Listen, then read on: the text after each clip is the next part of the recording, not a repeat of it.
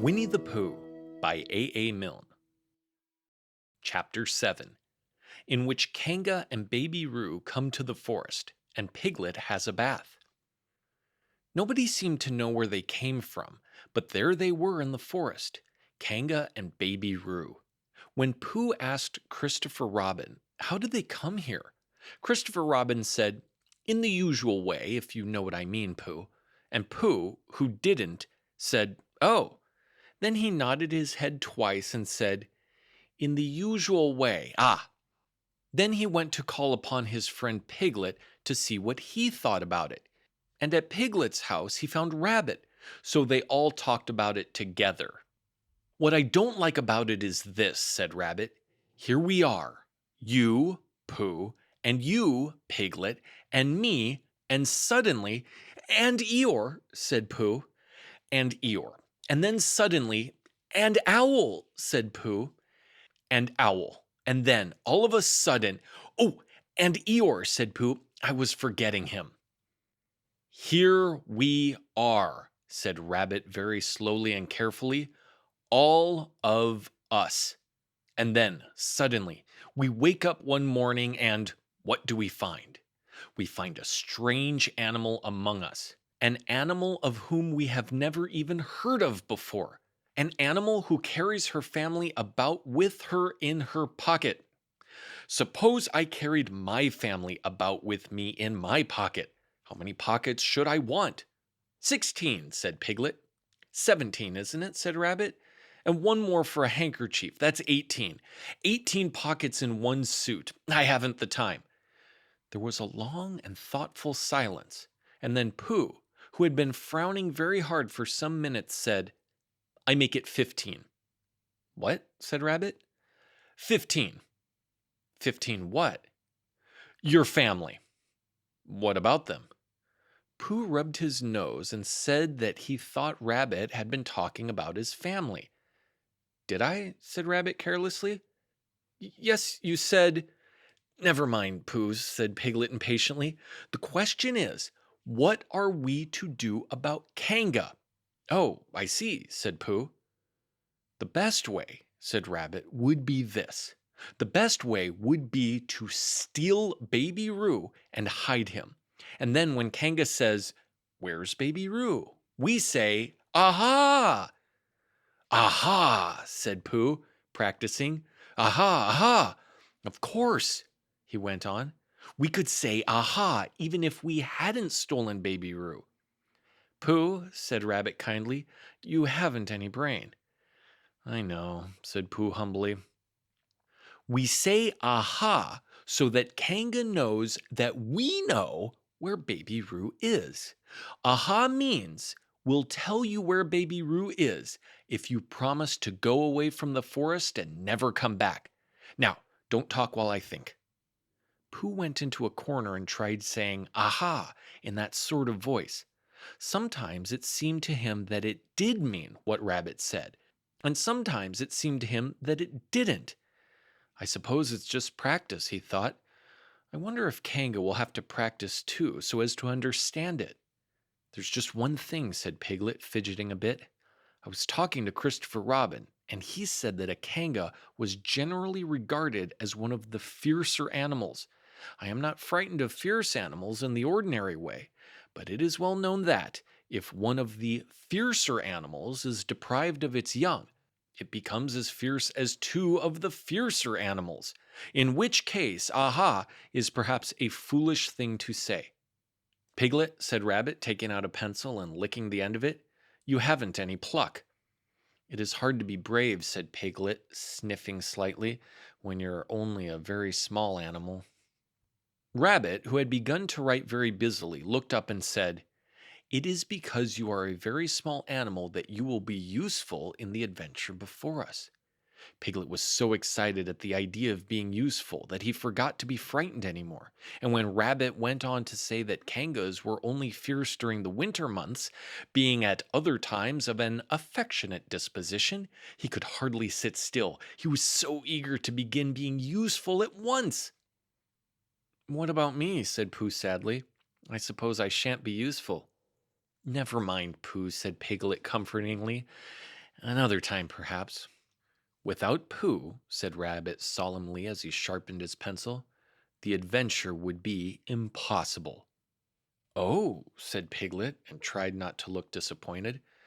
But Pooh went into a corner of the room and said proudly to himself, Impossible without me?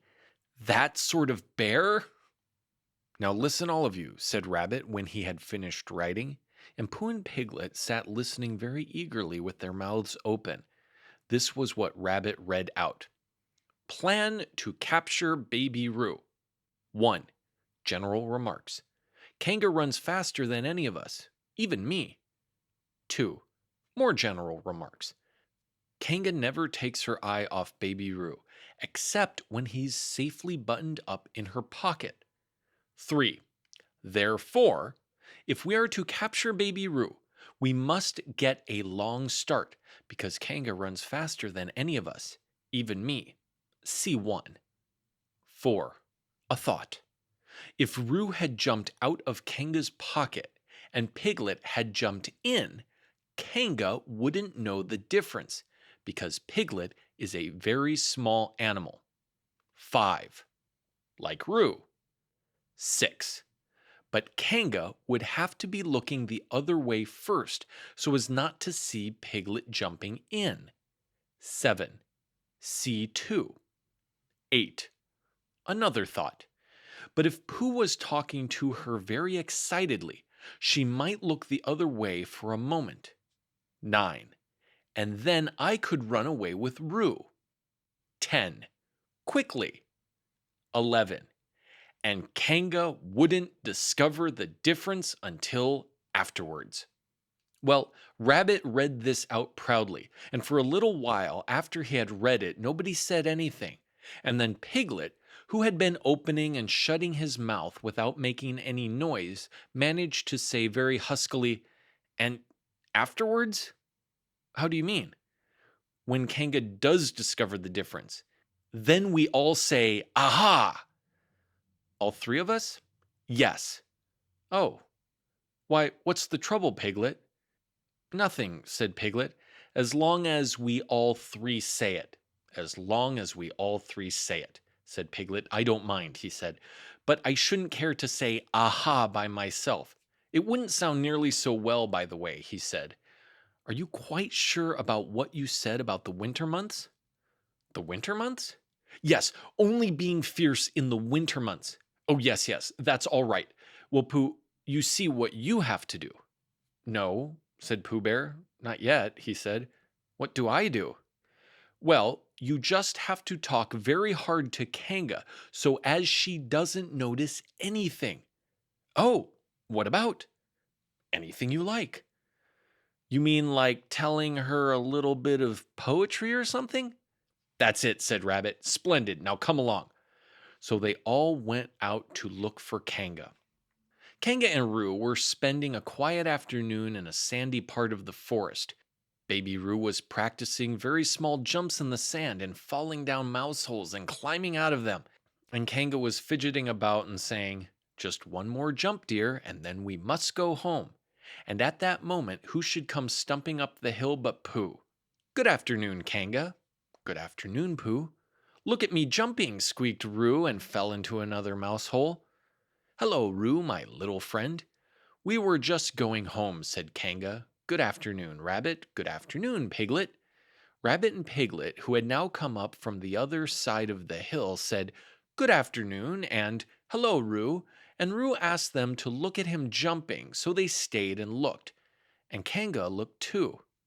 Oh, Kanga, said Pooh, after Rabbit had winked at him twice, I don't know if you are interested in poetry at all. Hardly at all, said Kanga. Oh, said Pooh.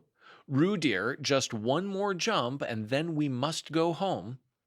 There was a short silence while Roo fell down another mouse hole. Go on, said Rabbit in a loud whisper behind his paw. Talking of poetry, said Pooh, I made up a little piece as I was coming along. It went like this. Now let me see. Fancy, said Kanga. Now, Roo dear, you'll like this piece of poetry, said Rabbit. You'll love it, said Piglet. You must listen very carefully, said Rabbit, so as not to miss any of it, said Piglet. Oh, yes, said Kanga, but she still looked at Baby Roo. How did it go, Pooh? Said Rabbit. Pooh gave a little cough and began. Lines written by a bear of very little brain. On Monday, when the sun is hot, I wonder to myself a lot. Now is it true or is it not, that what is which and which is what? On Tuesday, when it hails and snows, the feeling on me grows and grows, that hardly anybody knows if those are these or these are those. On Wednesday, when the sky is blue and I have nothing else to do, I sometimes wonder if it's true that who is what and what is who. On Thursday, when it starts to freeze and hoarfrost twinkles in the trees, how very readily one sees that these are whose, but whose are these? On Friday, yes, it is, isn't it? Said Kanga, not waiting to hear what happened on Friday. Just one more jump, Roo dear, and then we really must be going. Rabbit gave Pooh a hurrying up sort of nudge. Talking of poetry, said Pooh quickly, have you ever noticed that tree right over there? Where? Said Kanga. Now, Roo. Right over there, said Pooh, pointing behind Kanga's back. No, said Kanga. Now jump in, Roo dear, and we'll go home. You ought to look at that tree right over there, said Rabbit. Shall I lift you in, Roo? And he picked up Roo in his paws. I can see a bird in it from here, said Pooh. Or is it a fish? You ought to see that bird from here, said Rabbit, unless it's a fish. It isn't a fish, it's a bird, said Piglet. So it is, said Rabbit. Is it a starling or a blackbird, said Pooh. That's the whole question, said Rabbit. Is it a blackbird or a starling? And then at last Kanga did turn her head to look. And the moment that her head was turned, Rabbit said in a loud voice, In you go, Roo! And in jumped Piglet into Kanga's pocket, and off scampered Rabbit, with Roo in his paws, as fast as he could. Why, where's Rabbit? Said Kanga, turning round again. Are you all right, Roo dear? Piglet made a squeaky Roo noise from the bottom of Kanga's pocket. Rabbit had to go away, said Pooh. I think he thought of something he had to go and see about suddenly. And Piglet? I think Piglet thought of something at the same time, suddenly. Well, we must be getting home, said Kanga. Goodbye, Pooh. And in 3 large jumps, she was gone. Pooh looked after her as she went. I wish I could jump like that, he thought. Some can and some can't. That's how it is. But there were moments when Piglet wished that Kanga couldn't. Often when he had had a long walk home through the forest, he had wished that he were a bird. But now he thought jerkily to himself at the bottom of Kanga's pocket, if this is flying, I shall never really take to it. And as he went up in the air, he said, oh! And as he came down, he said, ow! And he was saying, oh, ow, oh, ow, oh, ow, all the way to Kanga's house. Of course, as soon as Kanga unbuttoned her pocket, she saw what had happened. Just for a moment, she thought she was frightened. And then she knew she wasn't, for she felt quite sure that Christopher Robin would never let any harm happen to Roo. So she said to herself, if they are having a joke with me, I will have a joke with them. Now then, Roo dear, she said as she took Piglet out of her pocket, bedtime. Aha! Said Piglet, as well as he could after his terrifying journey. But it wasn't a very good aha, and Kanga didn't seem to understand what it meant. Bath first, said Kanga in a cheerful voice.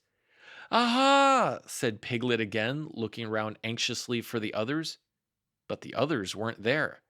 Rabbit was playing with Baby Roo in his own house, and feeling more fond of him every minute.